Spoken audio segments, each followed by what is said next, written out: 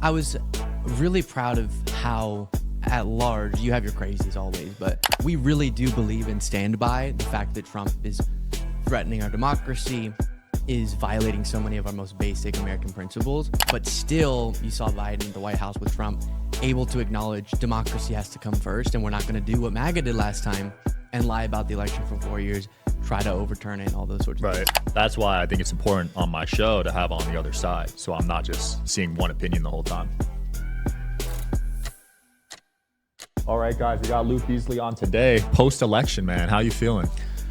Not as great as I was feeling before, to be honest. Yeah. You thought she was going to win it? I don't know what I believed. I've said before, I have a hard time deciphering between optimism and my actual prediction. I definitely knew Trump could win. I don't think I was expecting the electoral beating. Right. It was landslide, right? Yeah. He won by like 100 votes. Mm-hmm. Yeah, I didn't expect that. I thought it'd be way closer. I thought some of the swing states would go her way. Yeah. And he won every single one, I believe. Yep. All 7. Which is crazy. Crazy. But you get in these bubbles when you're on social media, right? Mm-hmm. When like I log into Twitter and it's just all conservative stuff. So that's why I think it's important on my show to have on the other side, so I'm not just seeing one opinion the whole time. Yeah, I appreciate that. Yeah, and I was really proud of how, at large, you have your crazies always, but at large, how the Democratic coalition has responded, because we really do believe and stand by the fact that Trump is threatening our democracy, is violating so many of our most basic American principles. But still, you saw Biden at the White House with Trump able to acknowledge democracy has to come first, and we're not going to do what MAGA did last time and lie about the election for 4 years, try to overturn it, and all those sorts of things. Yeah, it was cool to see that video of Biden and Trump together. They seemed like they were on better terms. Yeah, I think Biden was just being the bigger man. You think so? Yeah, I mean, it's crazy. That imagery is not something Trump ever gave to Biden. If you remember, right when Trump lost the election, from that point to when he left begrudgingly on January 20th, 2021, he was working in allegedly illegal ways like the fraudulent slate of electors scheme to keep himself in power. And he was telling his followers, I'm not leaving office, it's not going to happen. And so to see Biden do what Trump could never is just another example of why we shouldn't have elected Trump. I mean, I will agree that, yeah, I don't remember him with that transition doing the same thing to Biden. No, I think Trump committed one of the greatest crimes against our democracy in American history. You talking about the J6 incident? A lot of people zero it down to that. That was sort of the culmination of weeks of him trying to overturn the election. So one thing that not enough people know about, but is critical, is, you know how him and Pence had that falling out? Yeah. That was over Trump wanting to get Pence to, instead of certifying, which is just the procedural role the vice president's supposed to engage in, the actual lawful electors, he was trying to get Pence to just take other random Republicans saying, we're the lawful electors from the swing states, and we say Trump won, which would have been a coup. Mm-hmm. Luckily, Pence said, I'm not doing that. And then Trump's followers chanted, hang Mike Pence. And to the day Trump left office, he was pretending like there was a chance he was going to stay in office beyond January 20th. That's how you completely collapse our democracy. So, again, going back to why I'm proud of my movement, is even in the face of someone who his own former chief of staff described as a fascist is victorious, we still preserve our democracy. Yeah, I will say Mark Cuban congratulated him. I like that, seeing that. Obviously, he was very pro Kamala. You guys lost some subscribers when it happened, right? I saw Pac-Man talk about this. Yeah, I'm happy we sounded the alarms. I'm happy we very quickly said, guys, if your reaction to this election result is detaching, that's how we get more results like this. So please stay engaged, however hopeless it can feel. But it did get a little bit overblown because within days we started seeing growth. You got again. it back. Yeah. That's good. Yeah, he's still challenging that 2020 election, it seems like, you know. Which I don't understand how anyone sees past that by itself, because any other issue, if you care about reproductive rights or the economy or crime, the way we address any of those issues is through our democratic process. We choose people who we think have the best ideas. And Trump says, no, I'm not going to engage thoughtfully in that process. I'm going to say that local officials should find votes for me when I lose elections. Mm-hmm. And the fact that we rewarded him for that behavior, now the federal cases are being dropped. The one election interference one has to be dropped because Trump's becoming president. And we're rewarding him for attacking the foundation of our democracy, which, again, we can get into why I think he won and why people get distracted from that most important issue. but it is a crying shame. This episode of Digital Social Hour is brought to you by BetterHelp. How do you keep cozy during the holiday season? My favorite way is wrapping up in a blanket and watching Christmas movies with my family and 2 dogs, Milo and Otis. The holidays can be tough on people, and seasonal depression is no joke. Therapy is a great way to bring yourself some comfort that lasts even when the seasons change. It's also a great way to learn more about yourself and understand any big feelings you may experience. You deserve to be the happiest version of yourself, and BetterHelp is here to assist you. BetterHelp's also conveniently all online and ready to work with your schedule. Just complete a brief questionnaire to match you with a licensed therapist today, and enjoy the freedom to switch therapists anytime you'd like in case you don't like the therapist assigned to you for no additional charge. Find peace and comfort this December with BetterHelp. Visit betterhelp.com/DSH today to get 10% off your first month. That's BetterHelp, HELP.com/DSH. That we're allowing him to be rewarded for such behavior. Yeah, it's been a while. And he was fighting that for years, and nothing ever happened, right? Dozens and dozens of court didn't have cases. evidence to prove. Yeah. There was 81 million votes for Biden in that election. So I do see people on X right now saying, like, where did the 15 million votes go? Have you seen stuff like that? Well, a big backlash election to Trump's pandemic handling. It makes sense there was more of a movement to elect the opposition then. But then once Biden and Harris were in power, now those pandemic issues that actually they were handling really well, but across the Western world, we've seen voters want to punish the incumbent parties for the handling of the pandemic. And just because it's hard to square in your brain that you could feel all this economic pain that's very real, but then also say it's being handled well by the party in power, which it definitely was. If you compare the data on how we've handled this to other countries, how we've handled it compared to the projections, how Biden handled it compared to Trump. But people wanted to blame Biden-Harris for that. And so there wasn't the same energy behind the Democratic coalition as there was behind Trump this time. Right. I saw a lot of people blaming them, and they weren't really responding. I think that was an issue. Blaming them on the economy, like the gas, the groceries, and all that. Yeah, it's a tough one to discuss. It's easier for me because I'm not running for an office, so I can be a little bit more blunt. People's feelings were wrong about who they were blaming. The facts don't align with saying Biden-Harris handled the pandemic conditions poorly. But that's not what Kamala Harris can't sit in an interview and say, well, y'all are just wrong, so haha. She has to sympathize. So she was trying to walk this line of saying, you know, if you look at the metrics, we're actually doing things pretty well, but I understand there's a lot to be done, and I have new ideas compared to Biden, so we're going to do even more than the pretty successful presidency that Biden's had. That message just didn't land because it's not as simple as they did it. Right. Do you think she should have went on Rogan? Do you think that was a mistake? Yeah. Yes, absolutely. I like that. That wouldn't have made the difference, but she should have, for sure. Okay. Some people... No, go on. Just a part of a broader issue with Democrats. Some of them are getting better, but they don't meet people where they are enough. And the facts favored Harris 100x. She had the facts on her side here. Unfortunately, the vibes, the economic vibes, and vibes about other things like crime when it's down, but people believe it's up, the vibes favored Trump. And so the only way you can shift people's vibes is not releasing studies on the effective handling of this, that, or the other thing, or papers about how crime has been plummeting at a pretty historic rate. You have to tap into people's feelings and connect with them. And the only way you can do that is if you're showing up everywhere. And while I thought Trump's appearances on Rogan and on Logan Paul and Andrew Schultz and all these different people's podcasts, from my perspective, he was all disoriented and had a hard time communicating. Still, he was showing up, and he was doing a lot of those things in places that people are not just your own base, but new voters who you could turn out. So that was a huge mistake for sure. He was showing up and also being a human, humanizing with people.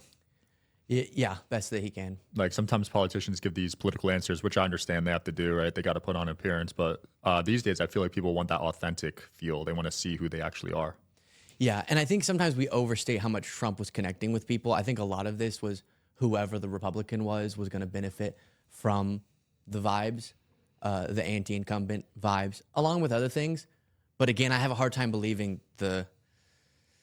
I know the fear-mongering works that Trump was doing, but it's not like he was nailing those interviews himself.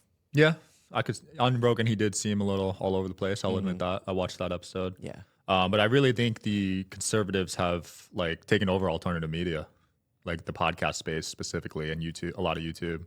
Yeah, there's a lot of left of center voices such as myself. You talk to David Pakman, Brian Tyler Cohen, and others, and we're building a pretty big block of of an audience. But I think there's more of a direct relationship between right-wing media and right-wing leaders and then politicians who reinforce the messaging and show up and bolster the platforms of those people, whereas we largely get ignored by the Democratic establishment, for example, and Democratic politicians, and they're still stuck in this headspace where mainstream media is the end-all be-all. And so I think a lot needs to change between now and the next election. One of the major things, it won't have to do with how we brand and how we adjust. Some of it will just be the structural stuff. Like I'm saying, no longer will people be blaming Biden-Harris for these pandemic conditions, but you also have to adjust where you can. And one of the things is we got to invest more in alternative media, like you said. Absolutely. You got to adapt because traditional media numbers are dwindling year by year. Yeah. I just saw something where I think it was MSNBC is really struggling. One of the big networks, A lot of post-election discontent among those viewers. Yeah. You said something earlier. Crime is down. People think it's up. What is that based off of? What is the disconnect, or what's like where'd you get those numbers from? Where the crime rates were down, you said, under Kamala and Biden? Yeah, the FBI crime stats, sort of really? What we always use to was that crime. Compared to Trump's presidency, or what was that compared to? So crime now is down to pre-pandemic levels or even lower, and like homicide rates have gotten extremely low, and so people feel less safe, but they're actually by many metrics safer than they've been even going back before the Trump administration. But what happened was during the pandemic, I'd of course say Trump exacerbated the economic crisis, the public health crisis, the crime crisis, all by his lack of a serious and coherent response to the pandemic, something that even his own medical professionals have later spoken out against, saying that we could have saved hundreds of thousands of lives if he took this thing more seriously, more early. But even so, you had this end of Trump administration crime spike. Biden-Harris inherit that, right? So we had higher unemployment than when Trump came into office. That's what they had to inherit because of pandemic conditions and his handling. You had this public health thing they had to handle, and then crime was up. What was super infuriating was then immediately conservative voices jumped in saying the crime stuff is the problem of Biden-Harris. They created this, even though it predated them. Same thing with all these economic problems. And then, as much as Fox News in sort of the 2021, 2022 period liked to fearmonger about crime because it was up during that pandemic period, they never turned around and went, wow, it's so spectacular that it rapidly plummeted back to pre-pandemic levels. And a lot of that is very, again, structural, systemic. It was going to happen as we got the pandemic under control. It's why Trump should have taken getting the pandemic under control more seriously. But you do have to point to the record federal investments in public safety and law enforcement that happened under Biden-Harris as well. And they actually have, like passing the gun safety bill and some other things, taken active steps that can be contributing to these solid numbers. So this, among so many other issues, is one that if we're just talking about data, you have this really strong case for why Democrats should have been given another term in power, but it doesn't align with how a lot of people feel. And I think a lot of that is more complicated than what I'm about to say, but some of it comes down to the right-wing media echo chamber is really effective. Yeah, because you said earlier the facts favored Harris in this election. So you just wanted her to be more vocal about the facts, basically. Yeah, and she definitely was flawed, but she ran a pretty solid campaign given that she had to throw it all together in just a few months.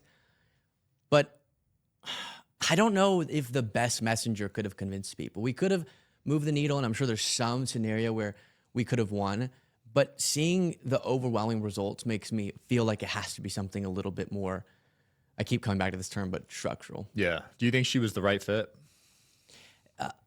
Yes, in the sense that it would have been there was so little time between when Biden decided he wasn't going to run anymore and the election that it made sense. He'd go, all right, I'm the one who the voters chose, but the ticket's Biden-Harris. And so I'm going to go ahead and hand it off to my VP. She wasn't crowned, though. People act like there was some powerful group that got to select her. Biden just threw out the endorsement. Some people thought it was to sort of slight the Democratic establishment, saying, fine, but I'm going to pick my person. But however it went, she went, ooh, as the mosquitoes attacking me, and won over the delegates, which that's how the law or the process works within these party infrastructures, and ended up becoming the nominee. And given that she was the VP, that was the smoothest way to make it happen in a few months. I do think so. I have heard from conservatives that it wasn't Biden's choice to drop out or whatever. Like she kind of there was an overthrow, right? Mm-hmm. Have you heard that? Yeah, I've heard that. I definitely in the lead up to the election didn't care about talking about that because it was sort of she's the candidate now and she needed to win over Trump for sure. Yeah. And I didn't see this, it's so anti-democratic when Biden was going to be the nominee, but he has every right to say, I'm not going to accept the nomination, and thus it's up in the air. So then, again, the procedures say that the delegates are just going to have to decide. And so Kamala started calling delegates and won the support of enough to become the nominee. So that wasn't sort of the coup that Trump would always describe it as. But did Pelosi or others strong-arm Biden? I don't know. We won't ever know what those private conversations were.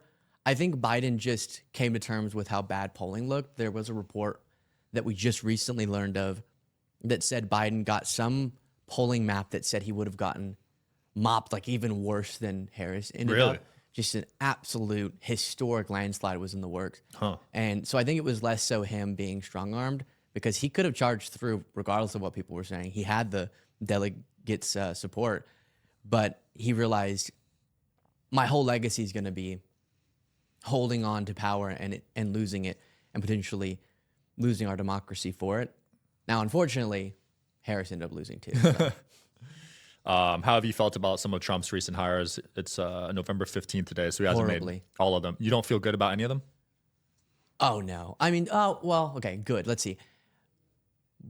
Yes, I feel good based on my expectations. For example, Marco Rubio is not the most extreme person he could have chosen for Secretary of State. Mm-hmm. But for Attorney General, Matt Gaetz, if that ends up working out, I can't think of a worse person there. Tulsi Gabbard for Director of National Intelligence, frightening. Why don't you like her there? She has a long history of foreign policy views and Russian-aligned views that freak me out a lot. Interesting. She's a former Democrat, right? Yeah, she was always a strange one, though. Did you have those views when she was a Democrat, though? Yeah, I never liked her. Never liked her? Yeah. Okay, that's respect if you had that view while she was still a Democrat. Thank you. I also wasn't doing political commentary when she was like running for president, for example. So I don't have any. I never actually talked about her. Got it. Online. But I remember even when I was just keeping up with it, I didn't find her. I don't like accusing people of grifting. I like to believe even people that I find outrageously wrong or just wrong genuinely. Yeah.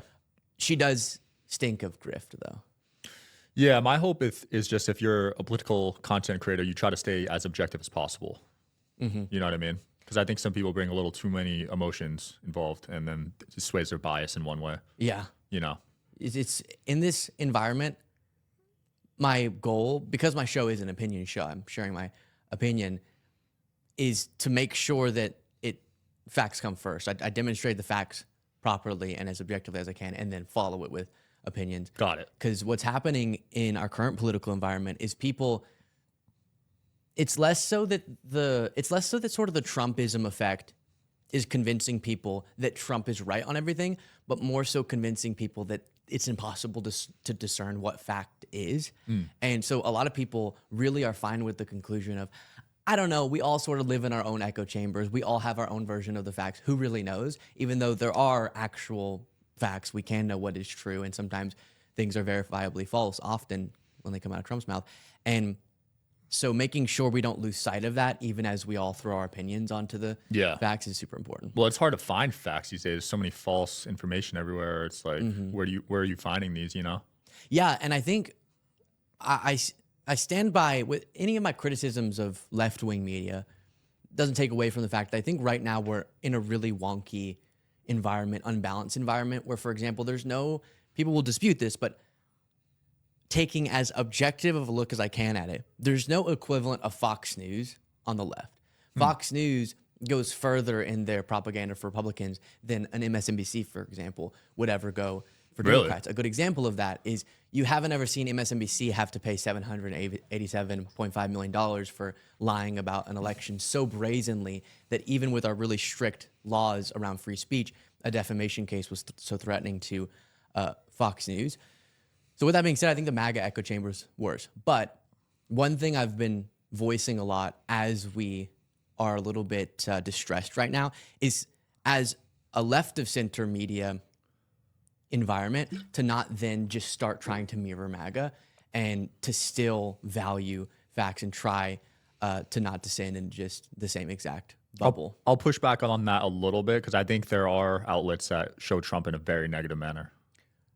I think some people, I've seen people who have taken him out of context and stuff like that. But I think if you were to accurately report on him, you would have a very negative perception of him. To my previous point, just super objectively, find me an example of a president who loses an election in the United States and then tries to illegally keep himself in power. And the only thing standing in between him and holding on to power illegally is his vice president going, no, and then being outcasted from the party for it. That is not a matter of, oh, you're just so biased. That's just, do you have a basic respect for our democracy? And the both sidesism of every issue makes it to where you can have a panel where some people go, oh, no, well, that's not that significant. No one really cares about that. Well, we should. And the facts point to a really dangerous man. And mainstream media, for example, a lot of people think that your liberal legacy media is too liberal. And I understand that a lot of the voices on those networks have a liberal bias.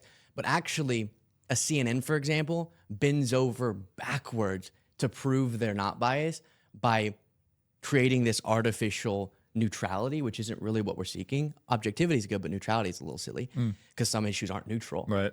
And they end up both sidesing issues that aren't both sidesable, like Harris versus Trump's respect for our democracy. I don't know if you know this, but Trump called for the termination of the Constitution on Truth Social. I heard about that. And that's something that I bring up incessantly because that's not really excusable. It's online. He hasn't deleted that post. And people look past it. How do you vote for someone who's going to take an oath to the Constitution when they've said, oh, because I think the election was stolen, I think we should terminate all rules, regulations, and articles, even those found in the Constitution? That's just not a matter of are you liberal or conservative. It's do you agree that our system of government is something that should be preserved? And I thought conservatives abided by that, but they've sort of abandoned it. Yeah. I think he could have handled that incident better, but they were writing negative stuff about him way before that. You know what I mean? Like when he said "grab by the P word." Yeah. I mean, that was the first one I remember, but there was a lot. How would you tell a story about that in a non-negative way? Well, not that specific moment. I mean, that's hard to defend, but just in general, like I think they've done analysis on what percentage articles are negative versus positive. And yeah, I've seen that. I'm sure I've seen the graphic you're talking about. I remember Elon Musk posted a graphic and it was legacy media outlets, Harris, I think it was 88% positive, Yep. Trump 80, whatever, something high 80s or 90% negative. And I don't know what are the 10% of positives. I don't know how they're finding 10% positive stories for Trump.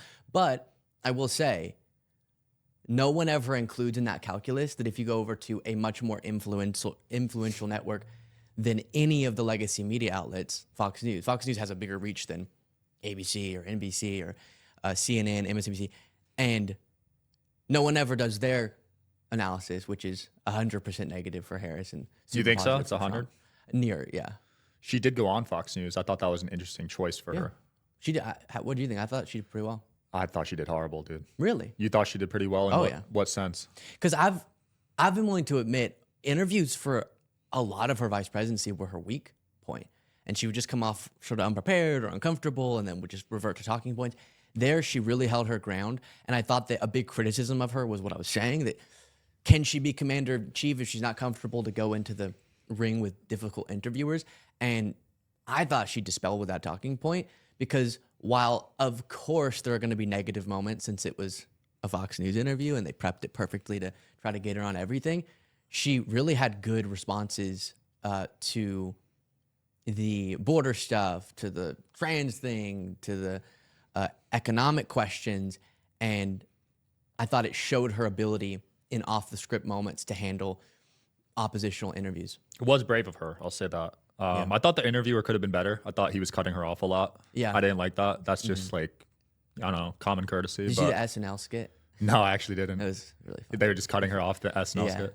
Yeah, I thought he could have done better, but no, I thought I don't know. What would you find negative about it? I'm curious. Well, did they end it early? I think I remember it was cut early or something. I don't remember. It was supposed to be longer and her team cut it. Maybe so. But no, I just thought like it was just like we said earlier. I want to see the real side of you. She was giving these answers that clearly were rehearsed, which is fine. But elaborate on that a little bit more. You know what I mean? It just felt like copy paste. Maybe. I think we hold her to such a different standard than Trump. Some of this feels less relevant now that he's won because the comparison between the two of them is less relevant. But she'll go in, she'll get asked a question about a subject, and even if it's a prepared talking point, she addresses generally the subject.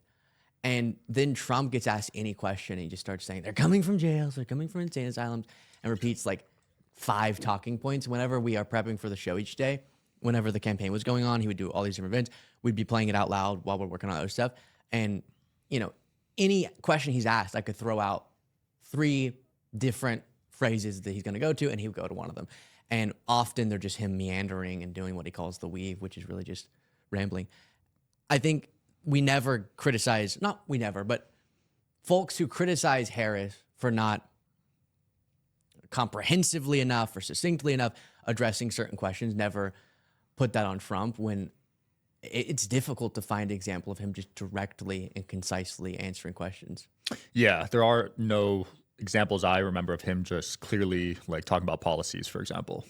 So I'll give you that for sure. Yeah, and when he does, like the viral tariff moment I know you referenced earlier, they convey a true lack of understanding about the policies he's talking about, which is what frightens me, that Americans are so willing to vote for him when every time he's asked about policy, if he really does give it a go, it's like a child talking about policy. Well, hopefully he could just make the right hires, Yeah, which he's not doing. You don't think Elon and Vivek were a good thing with Doge? We'll have to see what they do, but the whole Elon-Trump alliance is giving me some major concern. What concerns? I think Elon, as he's shown in some of his past business ventures, can get unrealistic with what he believes possible, and I'm worried he's going to end up doing a goal of his, which is cutting trillions and trillions out of the budget, which I also would like us to be more fiscally responsible, which Democrats have a better history with that than Republicans do in terms of the debt, but not do so in a childlike way where we end up tanking the economy. But wouldn't cutting these agencies that are inefficient help the economy? Well, a lot of the agencies, I don't know which ones they're planning on just completely throwing out the window. I know I've heard like the Department of Education should just go completely. While there's inefficiencies and there's issues and improvements, again, it's this, I've always said that Republicans are a lot better at bumper sticker politics, things that fit nicely onto a bumper sticker and are simple and you can get your head around it real quickly. Whereas Democrats will spend too much time addressing the nuances and it just misses people completely. And so it does sound nice. Let's just, these agencies are not working perfectly for us. Let's just throw them in the garbage can altogether, missing what the actual utilities are that they serve, even if not as effectively as we'd like. I'm a fan of the Department of Education getting rid of it. How do you feel about that one? No, I don't think we should. You don't think so? Why? We need to go in the other direction. We need to add more. You went to public school, right? Investments and effort into public schools, yeah. You went to public school though? Yeah.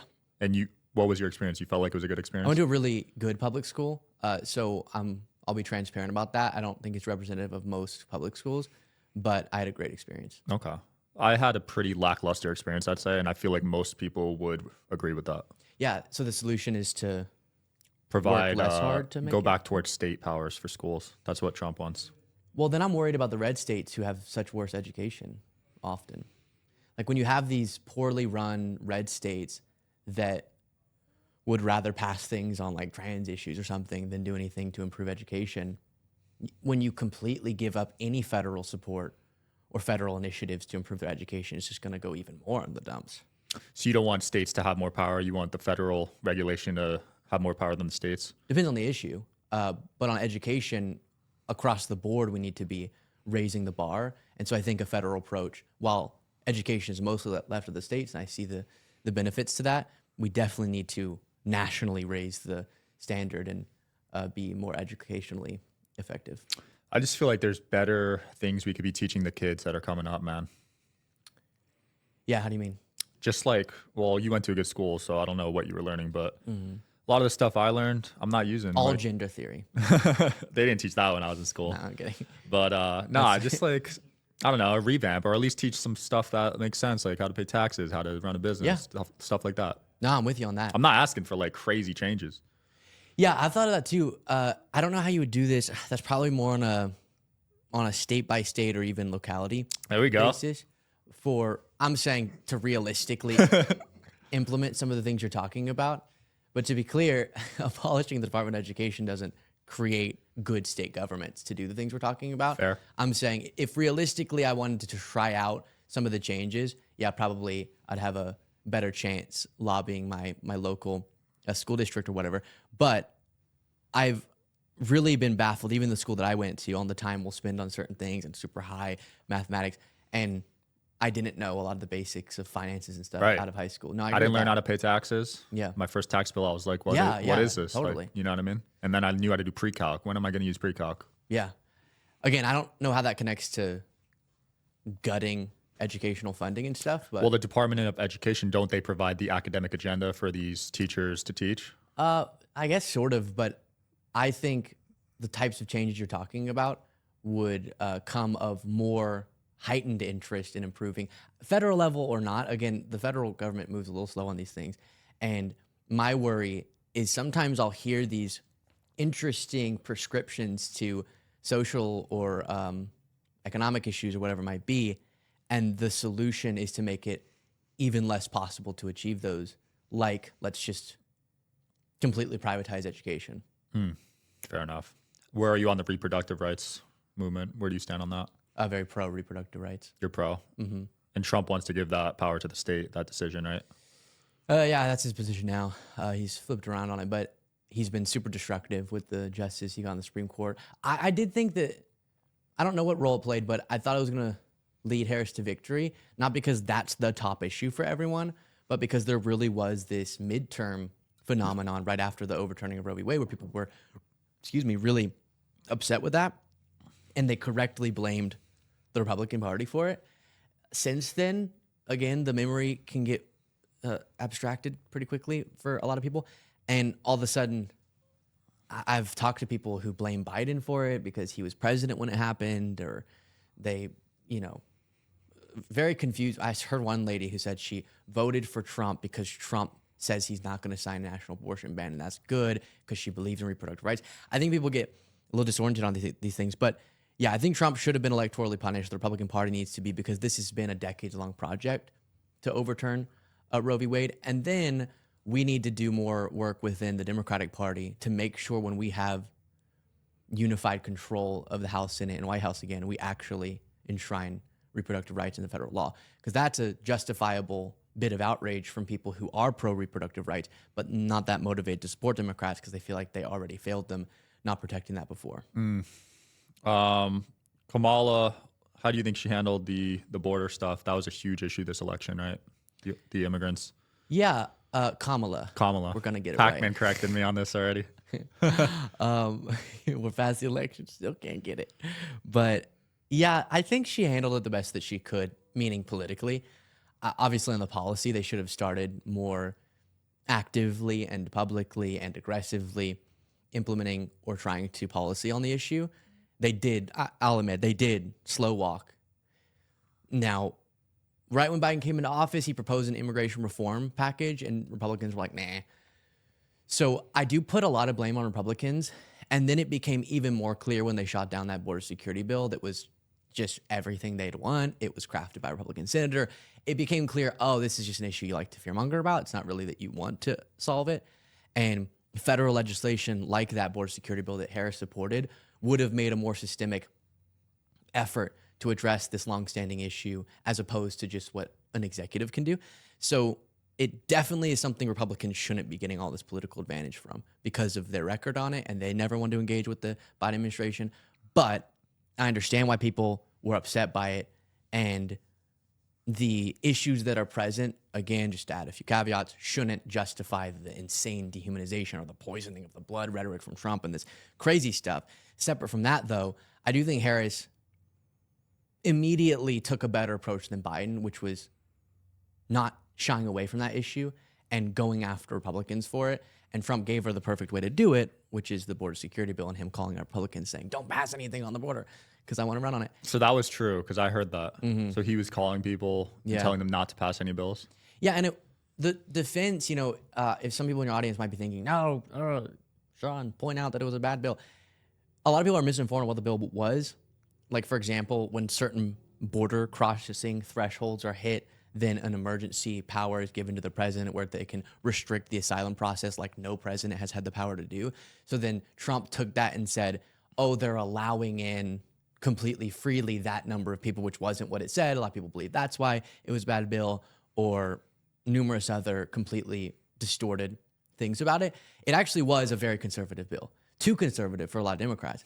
But I was happy with that because we need to show people we're taking the issue seriously. Yes, we also want to promote and support and push back against the demonization of lawful immigration. And right now, the insane fear-mongering about undocumented immigration is actually now widening to just immigration generally.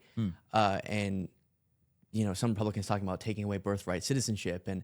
And so we have to do two things again, but nuance is really difficult in politics. And Trump's just really basic and historically sourced fear-mongering about people impacts people more viscerally, unfortunately. Yeah. But again, Harris, she was going to be hurt on the issue. It looks like it actually didn't hurt her, and she made a lot of inroads. The exit polls showed that people trusted her. I think it was like in the 40s of percentage, which is pretty good. It was like 40-something to 52 maybe, and 55 for Trump. That's a much smaller gap than it was before and than it was with Biden. So clearly her rhetoric made a difference and her taking the issue seriously. I think the economy was the big thing, though. Yeah, I think she could have addressed that more. I will say on the border stuff, a lot of the fear I was seeing with that was these people would get in and some of them would be able to vote. And I remember I had Harry Sisson on the show and I asked him, like, before the election, like, are these illegal immigrants going to be able to vote? And he said no. And then you see this chart where all these states have no voter ID, and there's like 10 states. Did you see that chart? There are no voter ID states, yeah. Yeah. But I mean, you have to identify yourself to get registered, and you go, and then if When you say identify, what is that process though? When you register to vote, you have to put one of your identifiers in. So, driver's license down. So if you something. came here illegally, would you be able to vote though? So then you wouldn't be able to vote. You wouldn't be able right. to. Which is why every single time this is studied, the reason that I understand actually why people on the not even voter ID, but I guess it's like physical photo ID as they want to take it a step further in some of the red states. The reason is because they're actually, I wasn't even familiar with this, honestly, because my experience is right when I turned 16, I got my driver's license. So if I ever need ID, that's the easiest thing ever. It's always in my pocket. A lot of people actually don't have any physical photo ID, surprisingly. I think it's like 10% of the US population. And so if you're gonna put this impediment where now they have to figure out and spend money to go to DMV, is it worth the hoop you're having them jump through for the security that it's implementing? And what you see is it actually is not preventing the type of fraud that people think that it would. We don't have that type of fraud in any notable way. And every single time this is studied, it's essentially 0% fraud. And so why induce more inconvenience when we should want people to exercise the right to vote if the elections are secure? And again, all evidence points to the fact they are. Interesting. 0%. Near zero. It's like point something, Okay. Yeah. Wow. I'm actually impressed with that. If that's true, I got to look into that. Yeah, we have really, really good secure elections. There's still issues, but this is what's so infuriating about what Trump did. And again, we have to care. Facts matter. Just because Trump repeats something over and over doesn't make it any more true. He had the chance. He brought dozens of court cases. They all got slapped down. Silly. Rudy Giuliani laughed out of court over and over.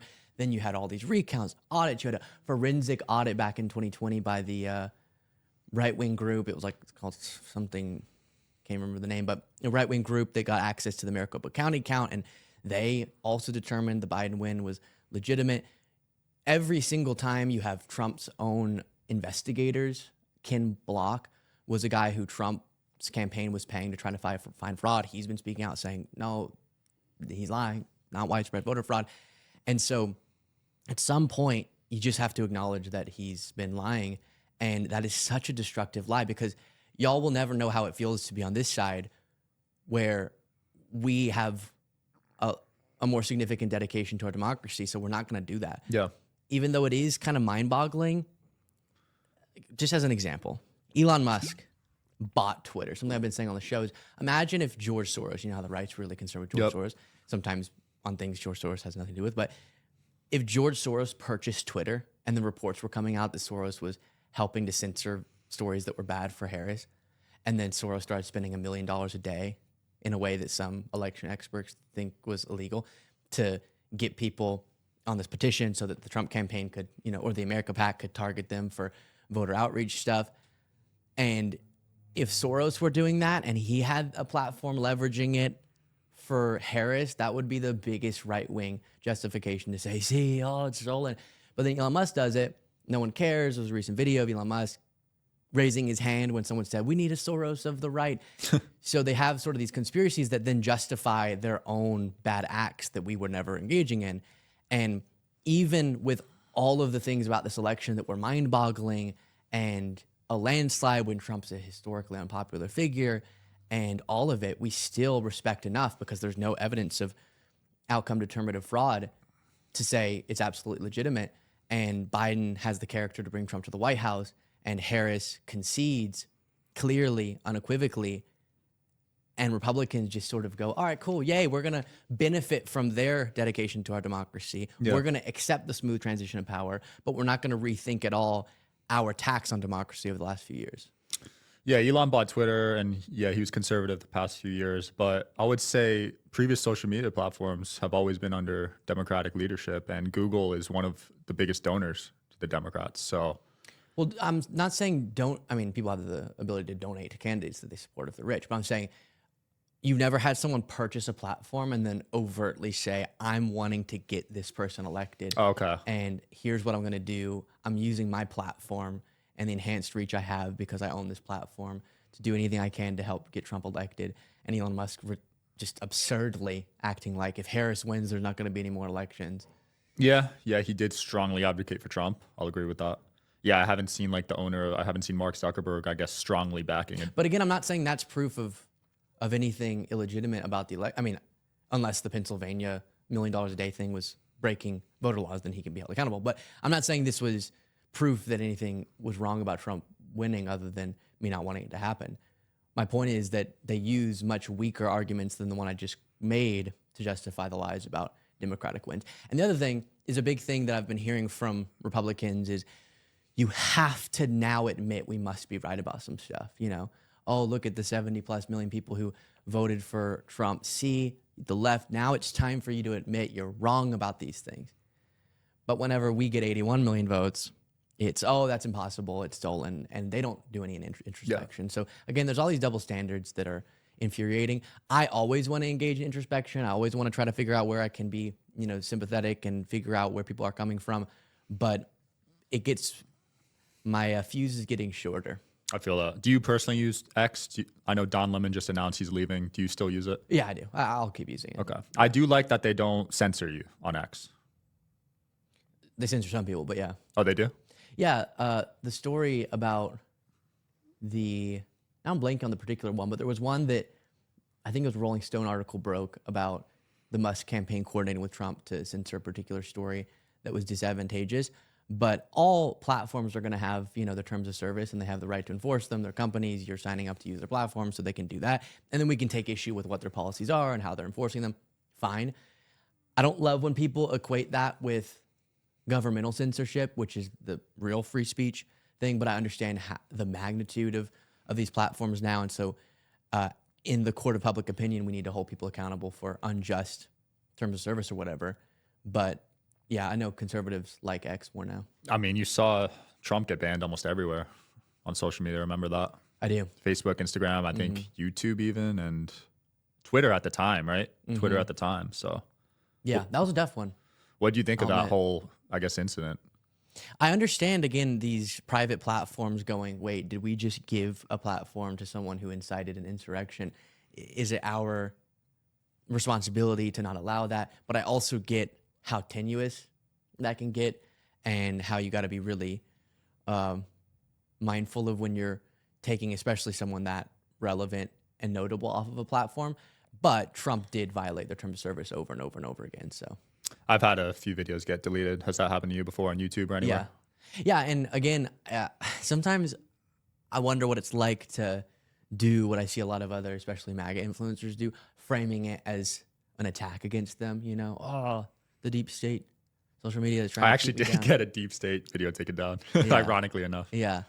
But when it happens to me, I'm just like, all right, well, Yeah, I get it. A few of mine were like just topics that you couldn't talk about at the time. You know, it wasn't even me; it was the guest saying it. So I got it. that bothers me because I've been debating people, and the video will get Oh, whatever is it demonetized. Or one time I got a YouTube strike because I was covering a QAnon person and being like, "That's crazy," but they thought I was damn. espousing the QAnon stuff, and that was a bummer. Have you debated Nick Fuentes yet? No, I probably wouldn't. Too extreme for you? Yeah, he wanted to come on the show. I kind of, Yeah. even for me, like I have on everyone, but that one, I don't know. Yeah, I actually struggle with that because like we just had a Trump supporter on that's pretty fringe, Who was it? but Isabella Moody. I don't know that one. But so I don't know where the line is, honestly. My thing is, as long as I'm pushing back against it, I don't have a principle against debating Nick Fuentes.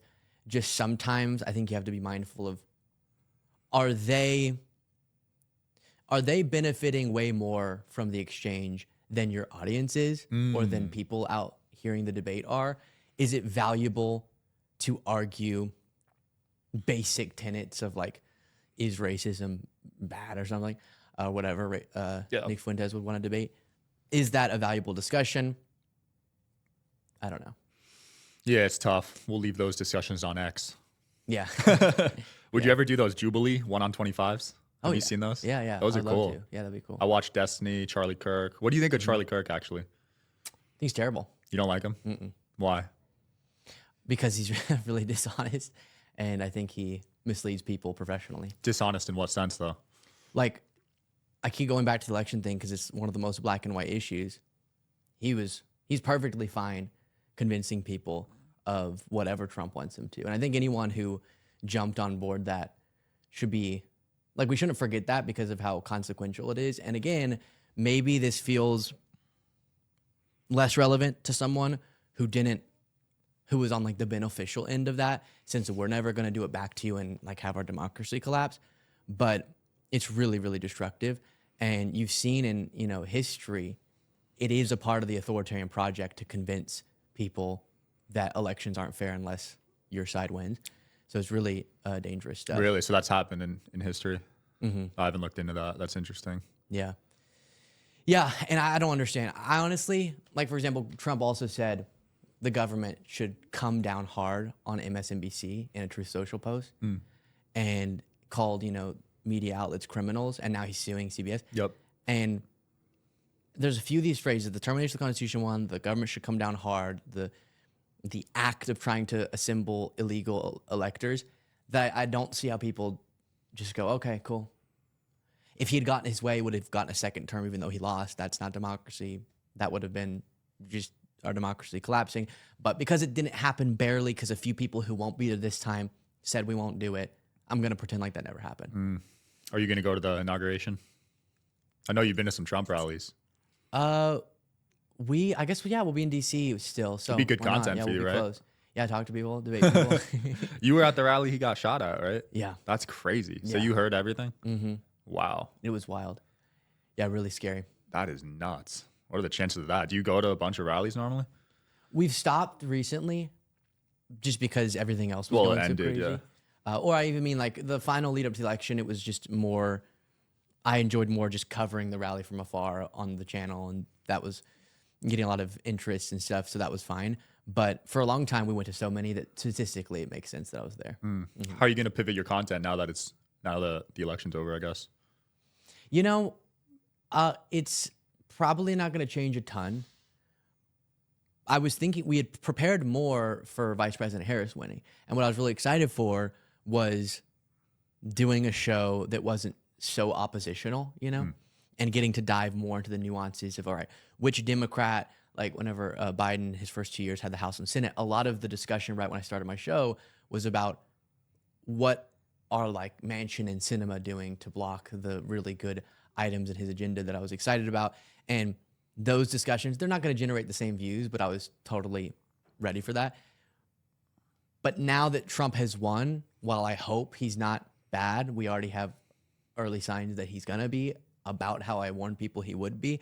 So it is going to be a lot of the same type of content I've been doing, which is here's what Trump is up to. Here's what the MAGA allies of his are up to. Here's why I'm against it. And then a big thing in terms of I'm always doing this, but to call it a pivot, I guess is fair. I want to direct people more toward what my type of left of center politics are, because we divide our political discussions into right and left, and that's so oversimplified. I mean, tons of people on the right you'd think are terrible, tons of people on the left I think are terrible. And so I want to get better at establishing for people very clearly what it is that I think makes the movement I want to be a part of itself, like what characterizes it and what distinguishes it. Of course, it's clear what distinguishes it from MAGA, but what distinguishes it from sort of your right smack dab in the center and your further left than me, and how we can then mobilize those people who agree with my views to implement change. A big goal of mine is to not just talk about politics, and we're working right now to figure out how on the ground we can actually engage in voter outreach efforts and mobilize my audience to do so that at least next time, however the election goes, we don't feel like there were things that we could have been doing more. I like that. Yeah, left versus right is way too oversimplified. Yeah. Where would you put yourself on a chart of like far left, far right? Like, it's tough because it depends on what we're talking about. okay. For example, some people would characterize universal health care as far left, even though every industrialized country has it. I don't find that as super far left. But then you also have the spectrum of where you are in like cultural issues. And so I would say that in a really oversimplified way, I'm probably like center, far left's over here, and then I'm like just left of center. Okay. So in between center and far left. Yeah. So that's where I am on the right. I just took a test, actually. Yeah. There's this really cool test. We'll put it in the description. But I didn't vote this election, actually. Wow, that's crazy. I've never voted. Yeah. What? Crazy, right? That's crazy. Yeah. Why? This time around, I wanted to, but Nevada, you had to like go to a specific spot. Even with the mail-ins, you had to go to a specific spot. So I was just, honestly, I was lazy. You would have voted for Trump? I would have. Wow, that's crazy. You think that's crazy? Sean. Why do you think that's crazy? I grew up Democrat. I grew up in New Jersey. My parents voted for Obama. Yeah, they're so disappointed in you. No, she. I don't want to put my mom on the spot, but like, you know. No, I find it crazy because again, this is my point too. There are some people who, if you're not exactly where they are, you're terrible, right? You're the enemy. That's not how I think.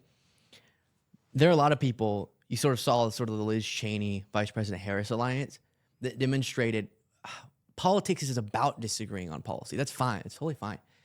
When it gets to the foundational stuff, it's not a matter of are we just ideologically different and we can totally still engage in our democratic process, because the foundation is our democratic process. And so Trump threatening that, as I keep coming back to, is inexcusable. And I wish more people who were committed to our constitutional process would value that more and say, okay, however I feel about Harris's proposal on the enhanced child tax credit or building more housing or whatever, I still understand that she's the only one who hasn't called for the termination of the Constitution. Fair enough. But can you agree that the left is not what it used to be from when we were growing up? That has changed? Always, yeah. There's been a bunch of shifts. Because I feel like I haven't changed that much since I was a kid. Yeah, but I think a lot of what you define the left as doesn't represent the people in power. Like, this is something a lot of people get confused about. Online, engagement sells. And so on both the right and the left, a lot of times extremism is overrepresented. So then how do we know? Okay, well, we could just both be strawmanning each other constantly.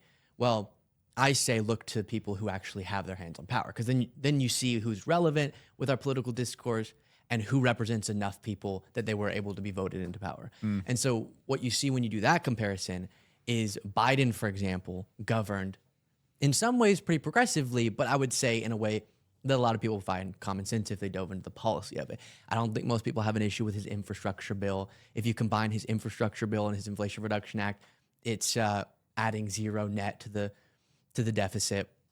You have all these initiatives to both boost energy production while also pushing forward the green energy initiatives, but not doing so in a way that will jolt us. We're obviously producing record oil still under Biden, and the crime plummet as a product of certain investments and the macro trends, of course. The PACT Act, veterans benefits, like his governance hasn't been super controversial, but Fox News would just collapse if they admitted that. So they have to stimulate a lot of things about, this random TikToker who, said this about some trans issue. That's what Biden's up to today when it doesn't actually represent it. And so you would say, well, how do you know that's not the same thing going on to the right? In a sense, it is. Like if anyone has ever said all Republicans are Nazis, they're probably consumed by unrepresentative extremist examples, right? Because all Republicans obviously aren't. A very small percentage would be.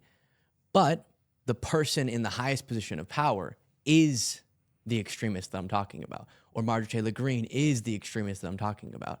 And so right now there's an extremism problem on both sides, but extremism is making it disproportionately into positions of power in the Republican Party compared to the Democratic Party. Yeah, they did place a lot of spotlight on the trans issues this election, I noticed, especially in Cali, right? There was some bill passed there with trans kids in school, or I don't know. Yeah, it's a big one. It's a provocative one for people. I don't like invalidating people's feelings in general, even though I do it a lot. But even though they're wrong about the economy and wrong about crime. But I would warn them that that's definitely one that's blown out of proportion. Like, people are convinced that that's a more relevant issue to their life than things that are so much more relevant, like structural economic things and democratic things. But on it, I think also that's another one Democrats should have better messaging on. Again, the nuance makes it a more complicated bumper sticker, but we can both respect people's rights and love people and support people's identities while also not being perceived as too extreme on issues like the trans sports issue. Yeah, I never let politics get in the way of business for me. Okay. I send a lot of business to liberals, to Democrats. It doesn't matter to me. Do you let it affect your business? My business is politics. Let me see. Do you mean like would you don't go to a store? Would you enter a business partnership if someone was a conservative? 50-50 partnership? Oh, it totally depends on like what it is. Okay. If they wanted to help with our show, no. Okay, so if it relates to your political business, then no. Yeah, because one of the things that makes, we have the guys that work for the show in the room with us, and one of the things that makes it so worthwhile is we all believe in what we're working on. Okay. The mission really fuels us. Because like the lead up to the election, it was the wee hours of the morning to the wee hours of the morning. Just right, you're with them all day. It was brutal. And what makes that doable is really believing that this is worthwhile and that it matters. So if I had someone who is managing the business stuff but didn't believe in the mission of it, I think it would make it less worthwhile for them and me as well. But then on a lot of things, like I have a lot of conservative. I grew up in Texas, so a lot of conservatives in my family, and that doesn't at all get in the way of our family relationship. Oh, nice. Yeah. So no arguments at the Thanksgiving dinner table? No, and well, some arguments, but no. Since I started doing this as a job, people really avoid talking about it. I bet. Because most people are just sort of going through their life. They have a few things that are on their mind, but if they bring it up, I'm going to be like, blah, blah, blah, blah, blah. I have all these things that I've been thinking about all day that I want to barf at you. So they bring it up less, but I've gotten better too at not showing that in people's faces unless they want it to be. But I also, it's interesting, like when the first type of content that I got into doing was going to Trump rallies and interviewing people.